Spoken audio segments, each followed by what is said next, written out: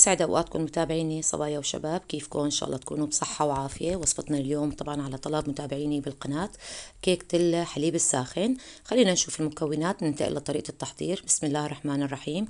أول شي عندي هون كاستين ونص طحين متعدد الاستعمالات، طحين أبيض، طحين الحلويات. هدول كاستين ونص، انتوا بتقدروا تعملوهم بأي كاسة. نحتاج لكاسة ونص سكر، والسكر حسب الرغبة. أنا هي الكمية معتدلة جدا. نحتاج لنص كاسة زيت نباتي، لكاسة حليب سائل، حليب عادي 3% دسامة، وعندي هون فانيليا وبيكنج باودر. وبنحتاج ل5 حبات بيض درجة حرارة المطبخ، بطلعون قبل بوقات لحتى يروح منهم التبريد. وعندي هون 3 معالق أكل كبار زبدة ورشة ملح. هدول هن المكونات. خلينا ننتقل لطريقة التحضير. متابعيني، بأول مرحلة نحن رح نضيف البيض. بسم الله الرحمن الرحيم. البيض لازم يكون دافي. طبعا انتو فينكم تعملوها باي قالب حبيتوا، انا رح اعملها بالبايركس، وانتو فينكم تسووا بالبايركس او بقوالب الكيك العادية. ضفنا 5 حبات بيض، رح ضيف عليهم معلقة اكل كبيرة فانيليا بتعادل ظرف كامل، ورشة ملح صغيرة. وعندي هون السكر، رح بلش ضيفه بالتدريج، ورح شغل الخفاقة وبلش اخفقهم على مهل، وفضي السكر بالتدريج. وصفة كتير سهلة وبسيطة وكتير طيبة.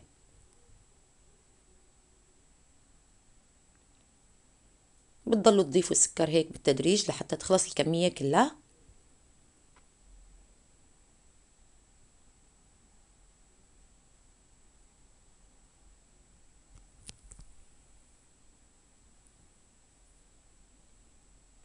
وعندي هون نص كاسة الزيت النباتي، رح فضيها كمان كلها.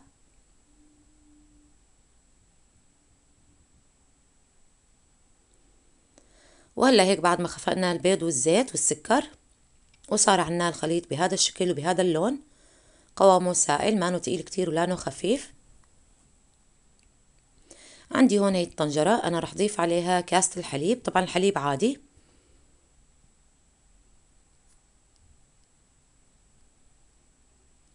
رح ضيف عليه هون 3 معالق الاكل زبدة. بسم الله الرحمن الرحيم. 3 معالق اكل كبيرة مليانة. وهلا رح احطها على النار، وبس تبلش تسخن هيك بهي الطريقة، ما تتركوها تغلي، خليها بس تسخن تدوب الزبدة تماما، وبعدين ترفعوها من على النار.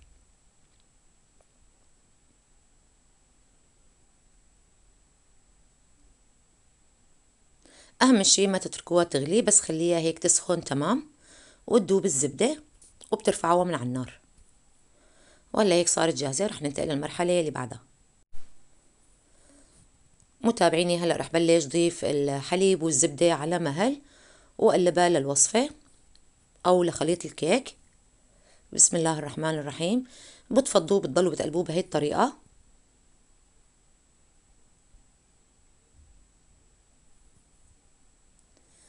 وعندي هون الطحين، رح بلش ضيف الطحين بالتدريج. بسم الله. أول نص كاسة،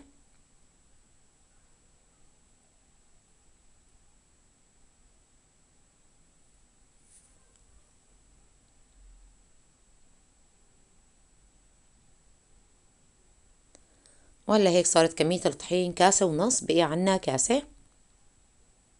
بعتذر منكم أنا وقفت الفيديو لأنه انكب معي الطحين شوي. وهلا هيك ضفنا كاستين ونص طحين. عندي هون البيكنج باودر، أنا رح ضيف معلقة أكل كمان كبيرة بتعادل ظرف مليان أو ظرف كامل. رح بلش أقلبهم على مهل. طبعا أنا رح أخفقهم بالخفاقة لحتى تختلط كل المكونات مع بعض، وهيك بصير علي أسهل.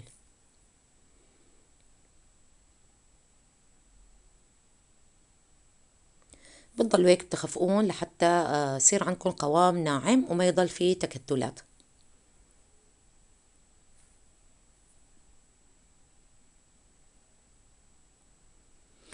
متابعيني، أنا عندي هون إضافة، أنا رح أضيف لها تقريبا معلقة أكل كبيرة ماء زهر، بتعطيها نكهة طيبة. أنا رح أعملها بهذا البايركس، ومثل ما قلت لكم إذا حبيتوا تعملوها بقالب الكيك العادي فينكم تعملوها بقالب كيك عادي أو بالبايركس، بس أنا حابة هاي المرة أعملها بالبايركس. بتدهنوا البايركس بالزبدة، وإذا ما متوفر زبدة فينكم تدهنوها بزيت النباتي أو برشة صغيرة سمنة، ما في مشكلة حسب المتوفر.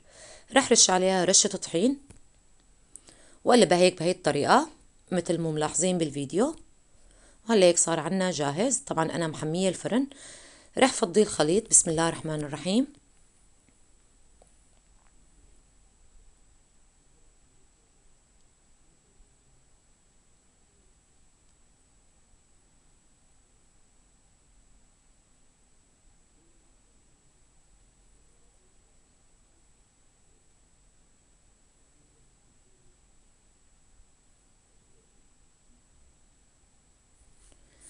وهلا هيك بعد ما فضينا خليط الكيك بالبايركس، أنا رح دقها هيك شوي مشان نفرغ منها الهواء بهي الطريقة. رح حطها بالفرن. طبعا أنا مشغلة الفرن على درجة حرارة 180. رح حطها على الرف الأول فوق الشبك، يعني في بين الأرضية والشبك مسافة منيحة، على نار متوسطة لحتى ترتفع عنا الكيكة ونحصل على اللون الذهبي من تحت.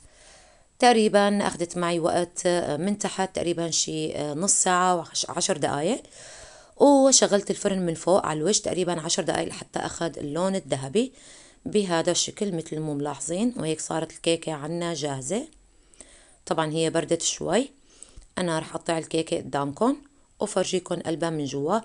هاي الكيكة يومية، كيكة كتير سهلة وبسيطة ما فيها إضافات كتير، وفينكم تطبقوها لهي الوصفة إمتى ما حبيتوا.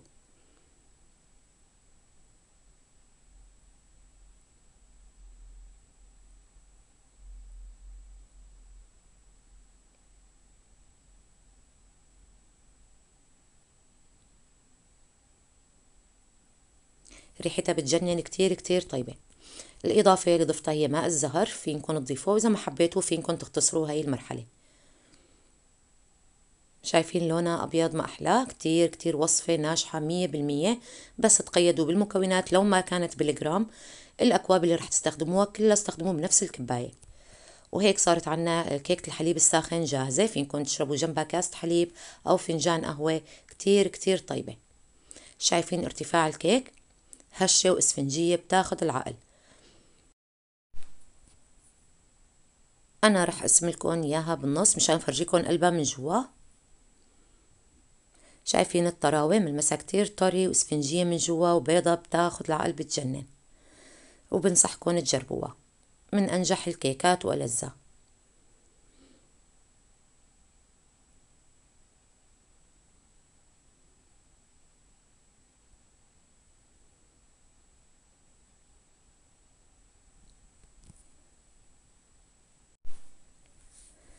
وهلا هيك بكون وصلنا معكم لنهاية حلقتنا لليوم. وصفتنا لليوم صارت جاهزة. بتمنى أنها تعجبكم، وبتمنى أنكم تطبقوها وتكتبوا لي بالتعليقات. وإن شاء الله ألف صحة وعافية على قلوبكم متابعيني الغاليين. لا تنسوني باللايك والاشتراك وتفعيل زر الجرس ليوصلكم كل جديد. انطروني بفيديو جديد. بشوفكم على خير، والسلام عليكم ورحمة الله وبركاته.